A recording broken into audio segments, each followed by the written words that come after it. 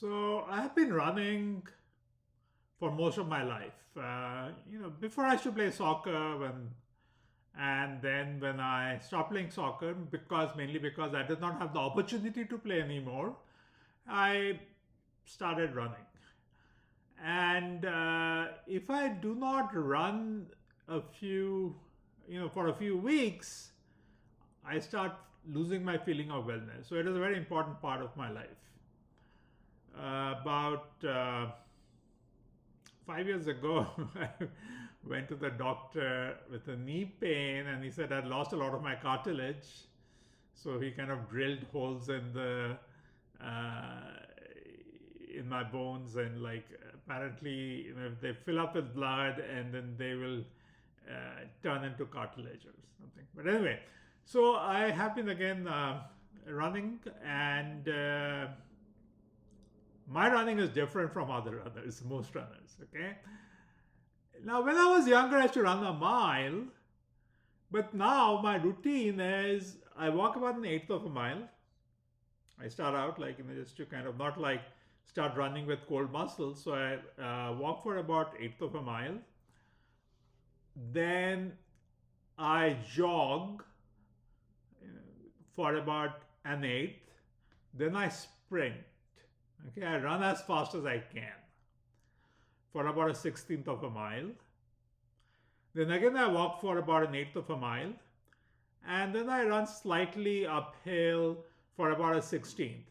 Now, if the uphill is not available, if it's, where I live, my route does have that last sixteenth to be slightly uphill. If that is not available, then again I jog. I sprint. So that's pretty much my routine. It takes me about 6 to 7 minutes to do this whole route. So the total amount I run is about a fourth of a mile. And most runners would consider that to be too little.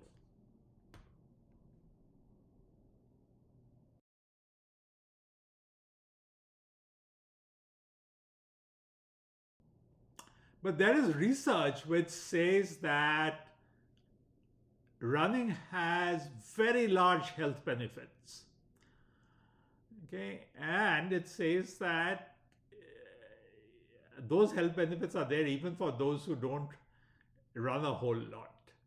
So this is this paper by called Leisure Time Running Reduces All Cause and Cardiovascular Mortality, and these are the authors.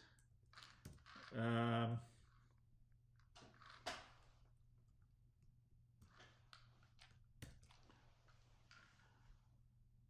and this is actually available on the internet.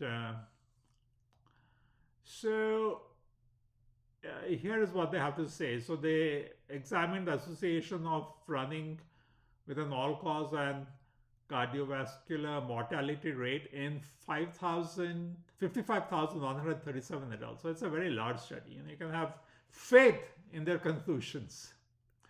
18 to 100 years old, and the mean age was 44 years old. And like they followed up after 15 years, about 3,000 of them, 3,400 died, and of which like about 1,200 were cardiovascular deaths. Now, approximately 44% of the adults participated in running.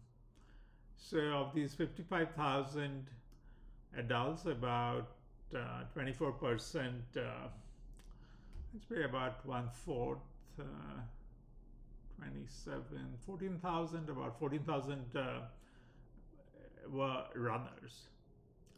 Now, compared to non-runners, these 14,000 adults had a 30% and 45% lower adjusted risk of all cause, not just heart benefits, but all cause and cardiovascular mortality. That's pretty, it was pretty impressive. I think they also, in the paper somewhere, they say that the best thing if you're a smoker for your health is to stop smoking. And the second best thing is that you start running. Okay. And these runners had a 3-year life expectancy benefit. So they lived 3 years longer.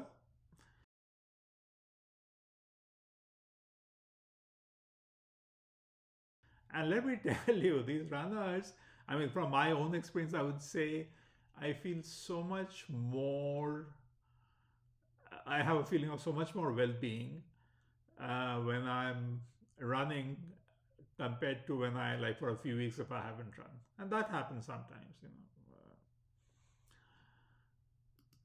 know. Now, interestingly, and this is very important, if you're kind of saying it's going to be too much work running, no, what they found is that the mortality benefits of runners was similar across quintiles of running time, distance, frequency, amount, speed compared to non-runners. So if you're like, if you put them in quintiles, right, you have kind of made it like 0 to 20%, 20% to 40%, all. So you made them quintile, not even quartile, not like that bottom 20%. If you're in the bottom 25% would be a quartile, but quintile is bottom 20%. So even if you are in the bottom 20% of running time, which is, I'm definitely in the bottom quintile. I run for about, my entire thing of walking plus running is about 5 to 7 minutes. So I'm definitely in the bottom for running time, distance. May not be frequency. Even the runners in the bottom quintile had mortality benefits. So these mortality benefits were similar across the quintiles. So whether you're in the bottom quintile or in the top quintile, the benefits are similar. You don't need to be running a whole lot. Even if you're in the bottom quintile, you just need to be a runner. And just run let's say what I run. You'll get the same mortality benefits. You'll get the same increase in life expectancy. Amazing, huh?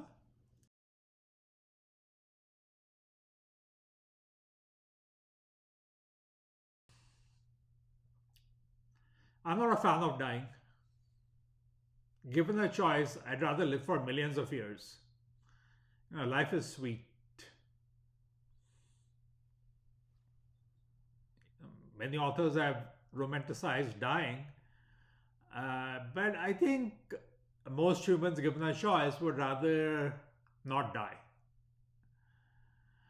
Unfortunately, my analysis of evolution, entropy, and lifespans say that advances in technology will only have a small impact in extending the time our bodies will continue functioning.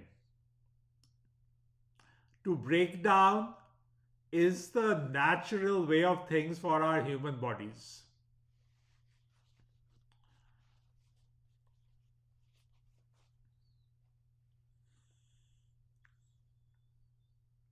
So, is there an alternative? Is there some way we could avoid dying? And it depends. It depends on what you consider your identity to be. Okay. So, what is your identity? How do you kind of get to that? This is me, and this is the entity I want. I want should continue surviving. That is not die.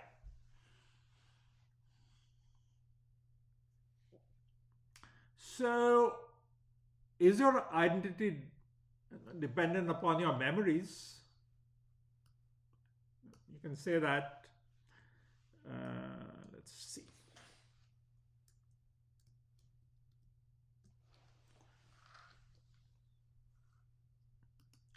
What happens if you woke up tomorrow and you had lost your memories? Or you've lost half your memories? That happens. With age, you lose a lot of your memories. Does that make you a different person? For you to choose, is your identity dependent upon the physical matter which makes up your body?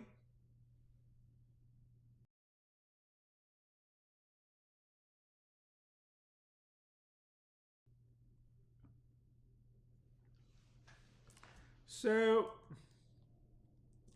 if you woke up tomorrow and at night I went and like replaced all the molecules one by one in your body, being super fast, and like I had you entirely replaced by next morning, would you say that that person was you? I think most people would say, yeah, that's me. What about relationships? Is your identity dependent on relationships? Okay. So, if you woke up tomorrow and with many of your relationships lost, would you consider the person who woke up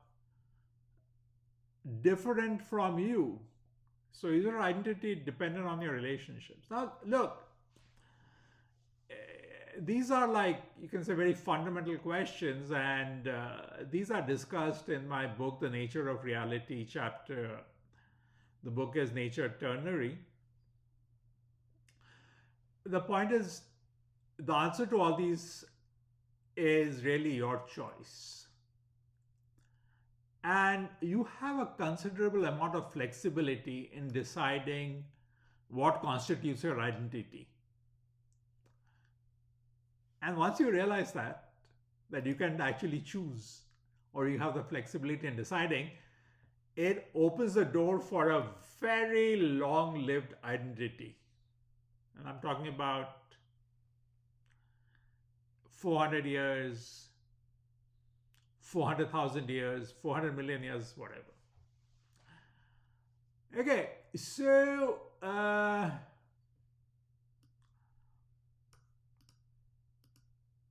if you believe your identity continues with a being that responds to the environment the same way as you do, feels the same passions as you do, has the same interest as you have, and the same abilities as you have,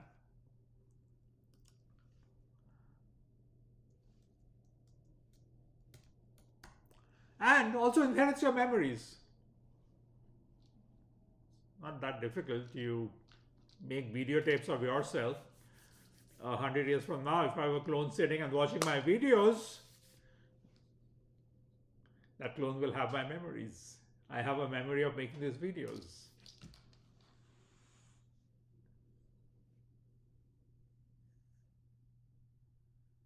So, if you believe that constitutes your identity, that clone is a continuation of your identity, then you can choose to be very long lived. And that's your only option. Don't believe in all these life extension therapies or something. I don't know, maybe 10 years, 20 years. You see, we start like errors come into our bodies at the cellular level.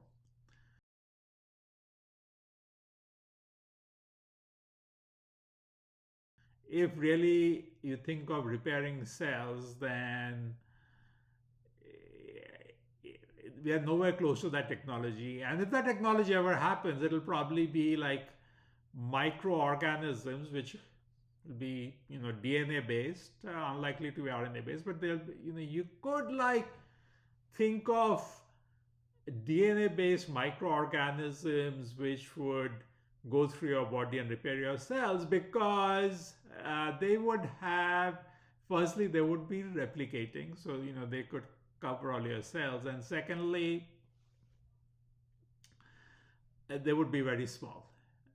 You can't like really put like nano machines or something and hope that will go, and that's all sci-fi.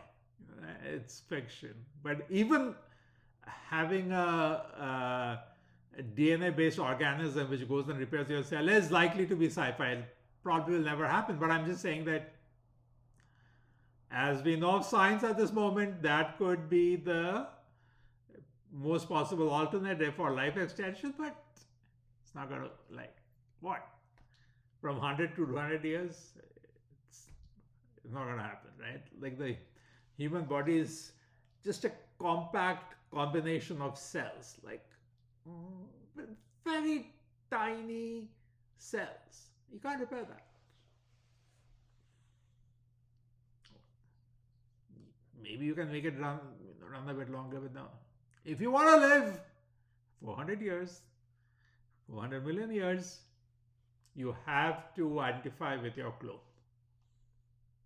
And once you have a series of clones, then the sixth clone will remember that you and four clones came before it, and it'll kind of identify with that. They'll identify with the clones which came before it and identify with you. Now, if you think relationships are also part of identity, then you can also, like a group of people who are belong to the same family and the same friends, could decide to clone themselves, and they live at the same time, and they can recreate their relationships.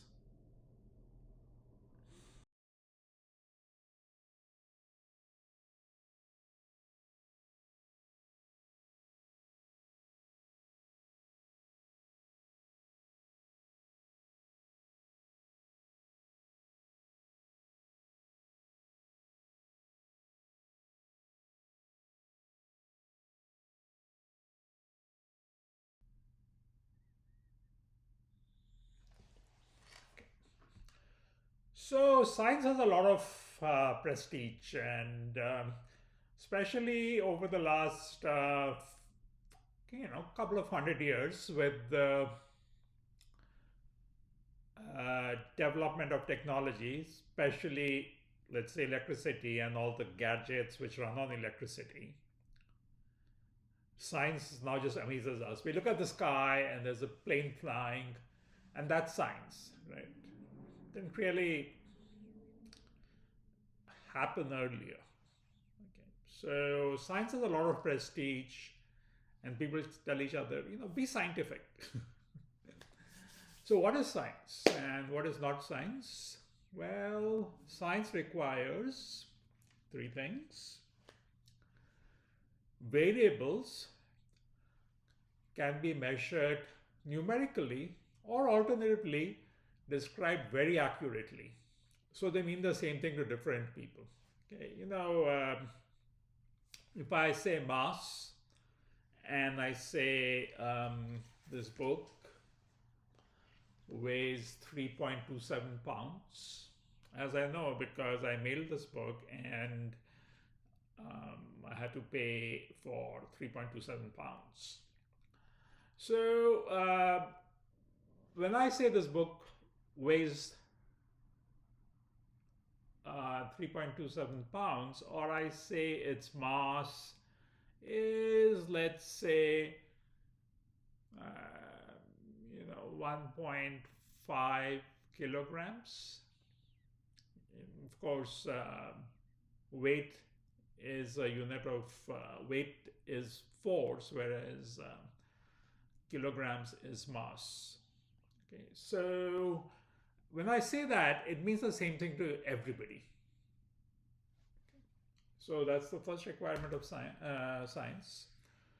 The variables are defined very accurately, and therefore they mean the same thing to different people. It can be measured numerically, or they are still, without being measured numerically, they can be described accurately. For example, the structure of a protein, very accurately described.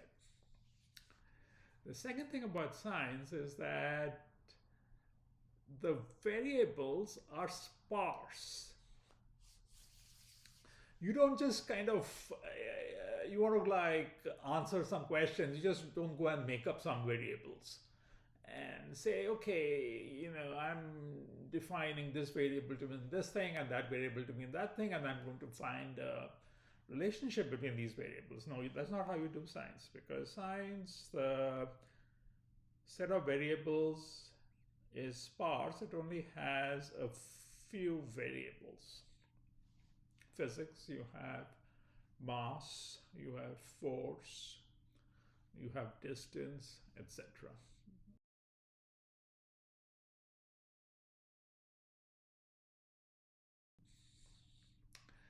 Then in science, we make hypotheses about causal relationships between these variables. For example, force causes acceleration. So that's a causal relationship. And in my book, there is a lot of analysis which gets into force and mass and acceleration, because I'm trying to calculate the paths of spacecraft. Okay, so the hypothesis which I rely on for that, for those calculations, is force equal to mass into acceleration, or acceleration equals force divided by mass. Now, that was a hypothesis.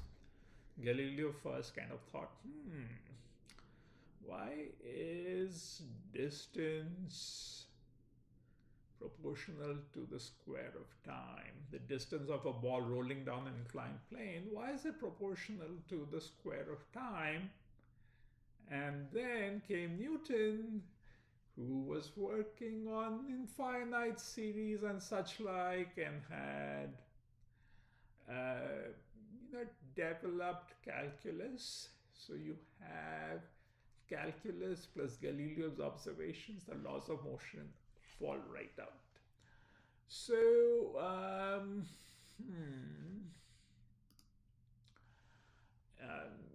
so this is a very well-tested hypothesis, that acceleration equal to force divided by mass, and now it's a law of nature or a law of motion.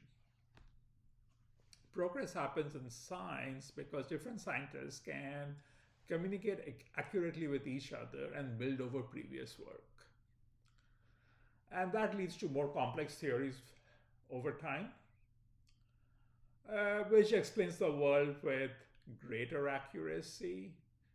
For example, we progressed from the laws of motion to relativity. Okay. Now, precision, I said you need precision in science. Now, precision can be quantitative or non-quantitative. Force and mass are examples of quantitative variables measured precisely. The structure of a DNA or the stages of a star are examples of non-quantitative precision. Example of a non-quantitative, non-precise variable would be happiness, satisfaction, etc.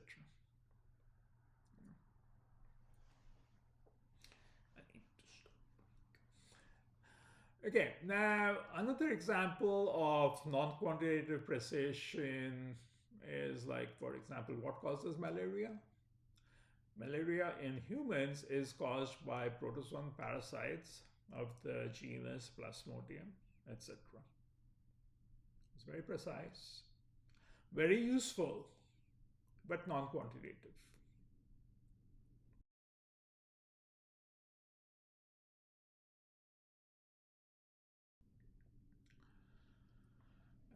Okay, next we have, due to its ability to explain parts of the real world, science has a lot of prestige. To acquire some of that prestige, researchers in human affairs often follow a process of defining variables, collecting data, running regressions, etc. Doesn't really work. Lots of ad hoc variables are defined and conclusions drawn from statistical analysis of data, but the hypothesis and the conclusions and the method followed to arrive at this conclusion is a stretch. you can define variables which and then make like causal relationships. And however, these variables may lack the characteristics of science, which is that they have to have precision and there are few and not many variables. And these causal relationships may actually be true.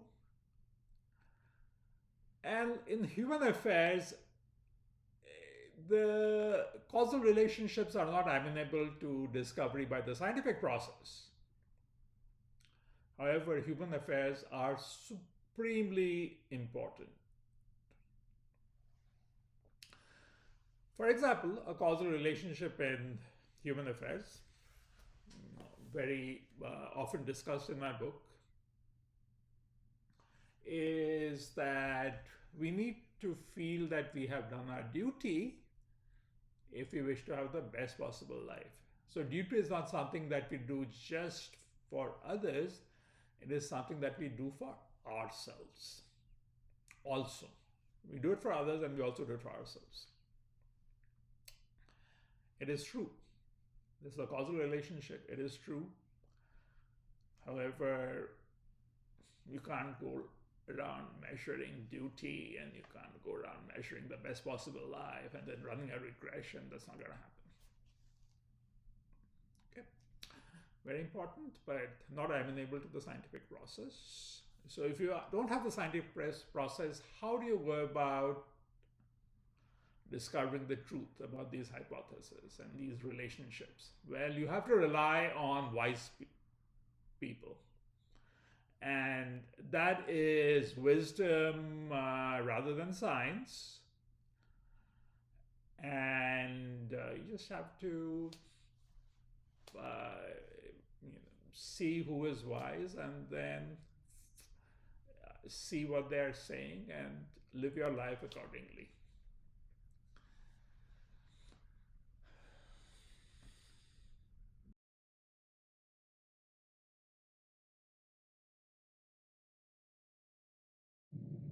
Imagine a human tribe living in the island of Zanzibar, and they look across the water and they see this huge mass of land, which is Africa, and assume that they were the only humans on Earth.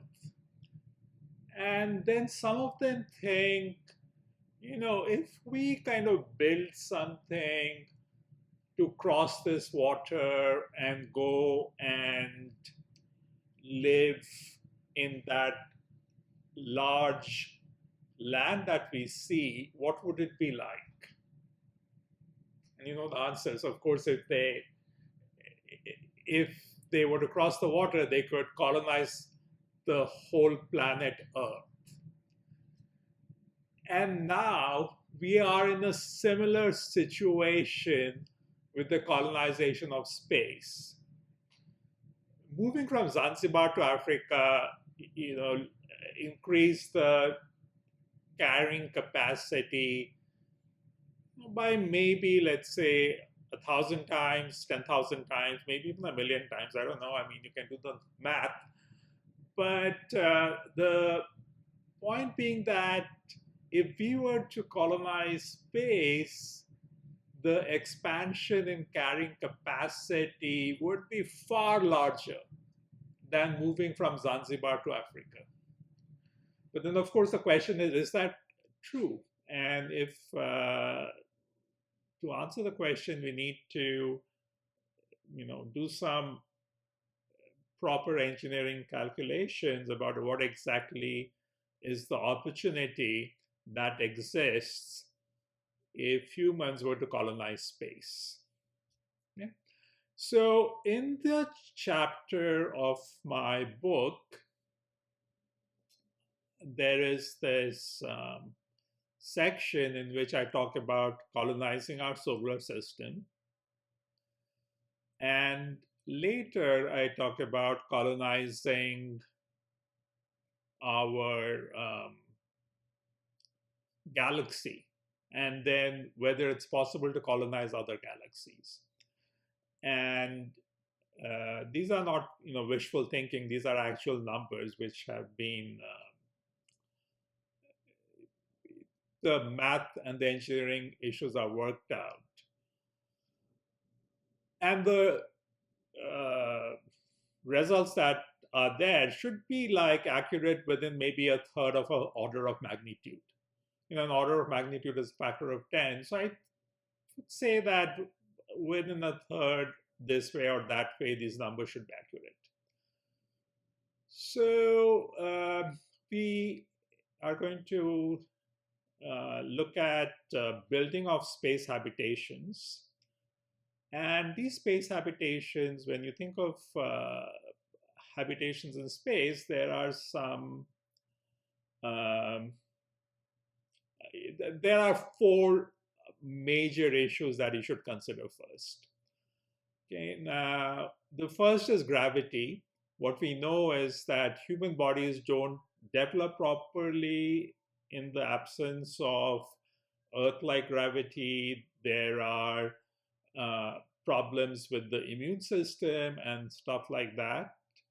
So we need the proper amount of gravity. Then we need agriculture, because if we are going to really say that we are going to go and live in space, then obviously if we are to have to send food from Earth to space, that's not really an expansion of humanity. A true expansion of humanity would be when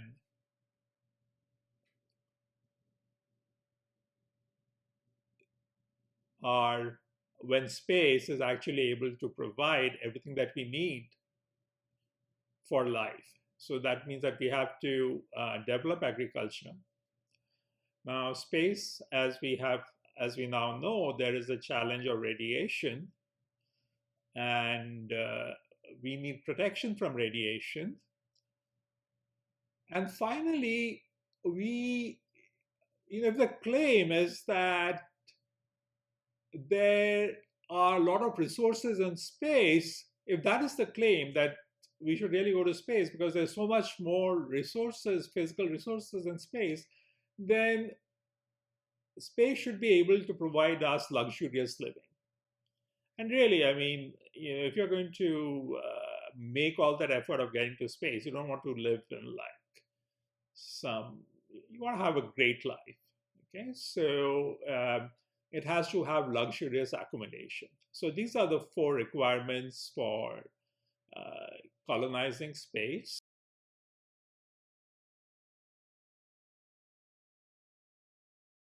To fulfill these requirements, I have in this book chapter the design of a space habitation. And you can see that this space habitation that the cross-sectional view of it, it shows that it has agriculture zones, it has lakes, it has parks, condos, offices, malls, factories, stadiums, hiking trails, bike paths. So this is what we as modern humans consider to be the necessities for a good life. It has everything. So this space habitation, this design, which I go into detail in the book, has all these, meets all these requirements. And there is one very important number which comes out of the design of this space habitation. And that number, what is that number? That number is the amount of mass needed per capita to build these habitations. If the amount of resources in space was enough for, let's say, 1 million humans, we are already about 8 billion on Earth. And then you make that effort and you say, oh yeah, we can go to space and we can have a really great life there. And so the question is, for how many people? And the answer depends upon how much mass is needed and how much mass is available in space. So that is a very important number. And throughout this book, that number will appear again and again and again.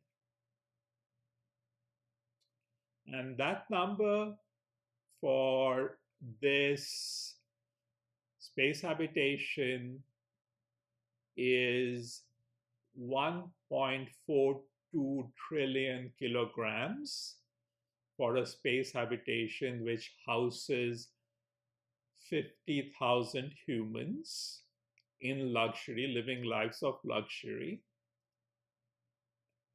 And that 1.42 trillion translates to something like the carrying capacity of space of just, let's say, just our solar system, not being 1 million. You know, that was just a number I kind of put out there to make a point. Okay. So the carrying capacity of our solar system, remember the carrying capacity of Earth is maybe 8 billion. That's where we are right now. I can't really see the population of Earth increasing significantly beyond what it already is. So the carrying capacity of our solar system, based on the amount of mass that is needed to build these space habitations, is 50,000 trillion. Yes, you heard that right. 50,000 trillion humans can be provided lives of luxury by colonizing our solar system.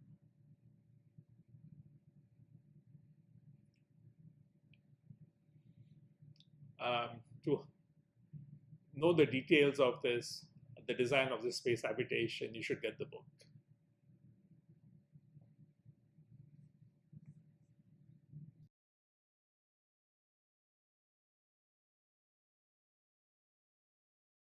So when I made the previous video, I thought that I'll actually stop at that point, but then I decided, let me give you a few more details about the space habitation where someday in the future, most of humanity is going to live.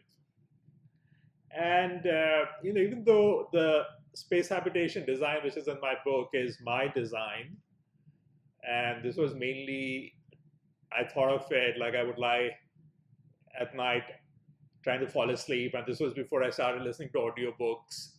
And then I would just like try to think of something to fall asleep. And then I would think of the space habitation and how one could build that habitation. Now, of course, later I came across space habitations which, two people are especially notable for having pioneered the idea. They are Bernal and Gerard O'Neill. So let's take a look at them. This is Gerard O'Neill. He was a professor of physics, and this is Bernal. So acknowledgements to these visionaries who pioneered these ideas.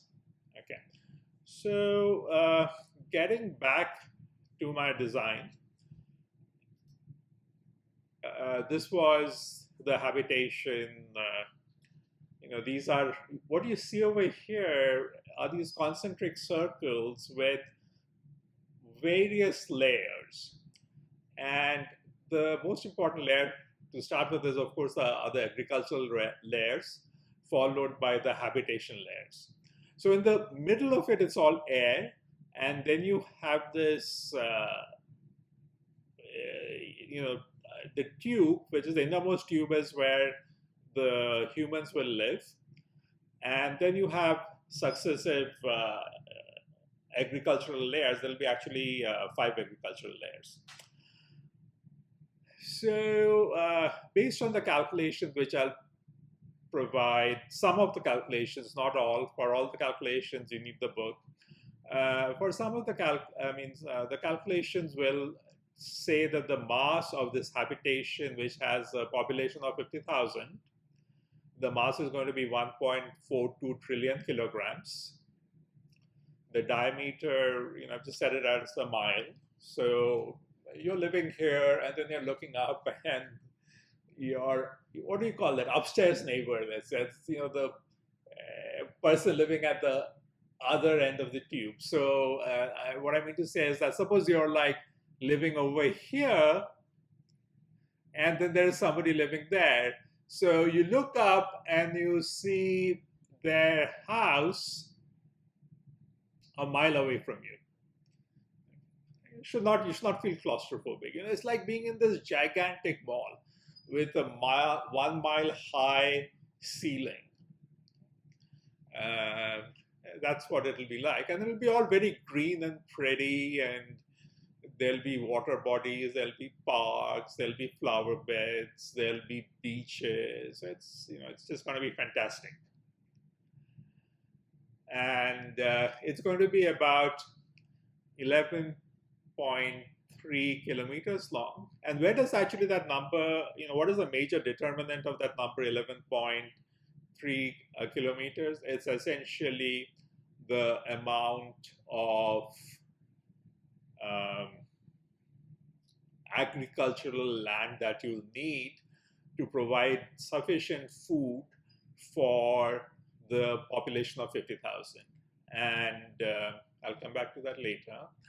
And that agricultural land will be, you need some like topsoil, and lunar regolith is a nice candidate. The moon is not too far away, can be easily mined using electromagnetic railguns.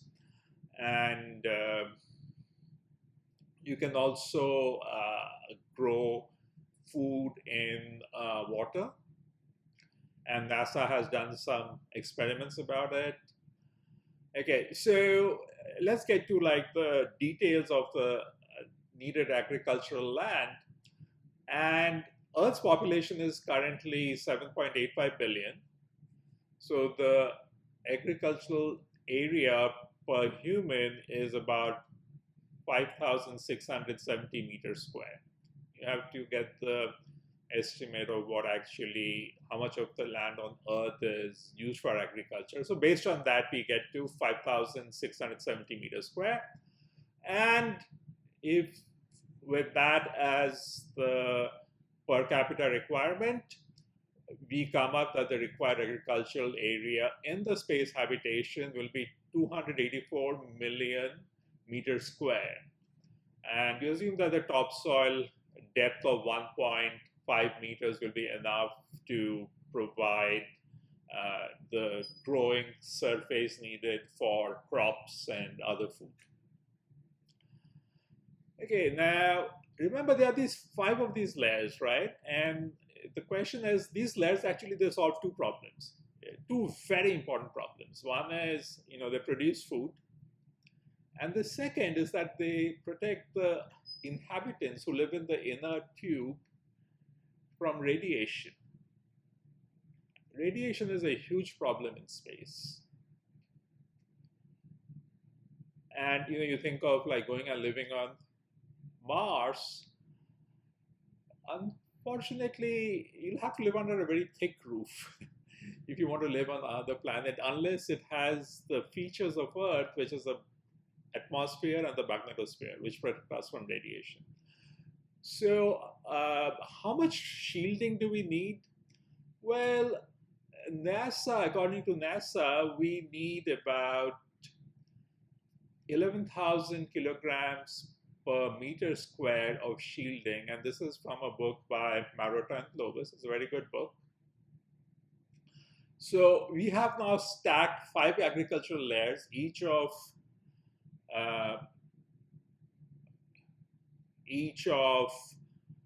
depth 1.5 meters, and So how much shielding does it produce? Well, these 5 layers will produce a shielding of 12,000 kilograms per meter square, which exceeds NASA's requirements.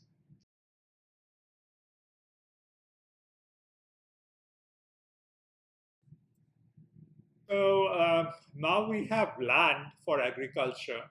So what is the other thing we need for agriculture? We need energy, or free energy, as it is called.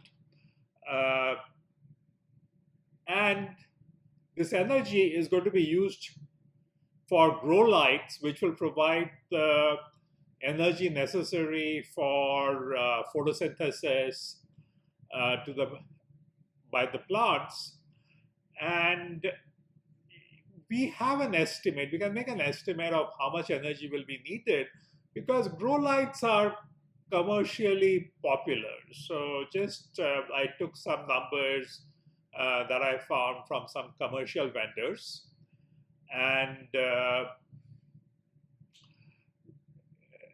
the final number I came up with is that for these 284 million meters square of agricultural land, the amount of energy that will be needed will be 15.98 gigawatts.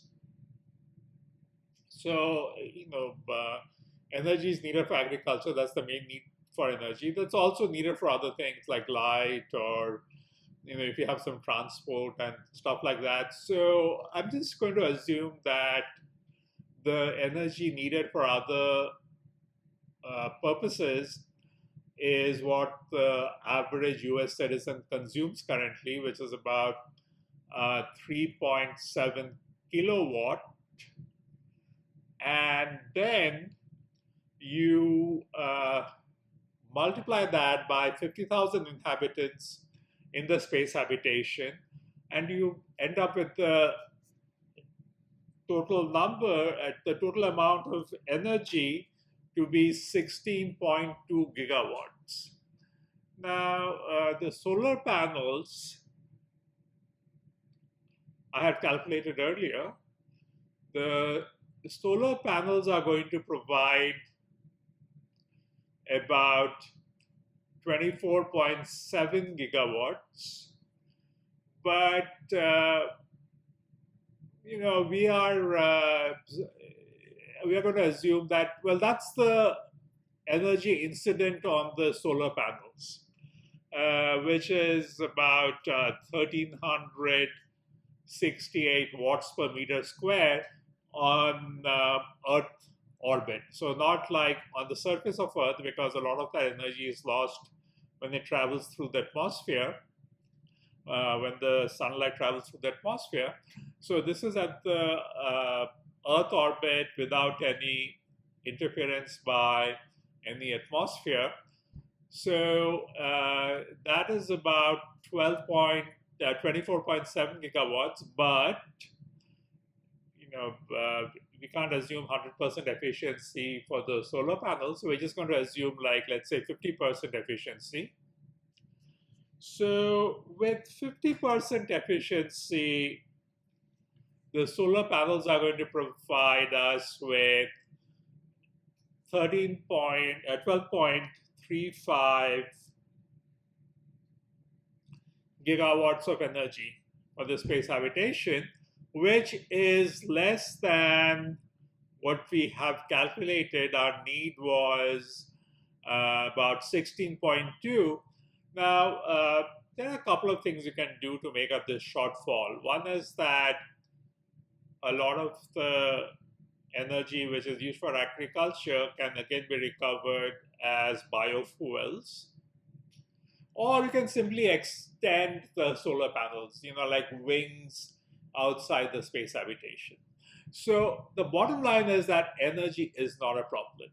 You have plentiful energy in space.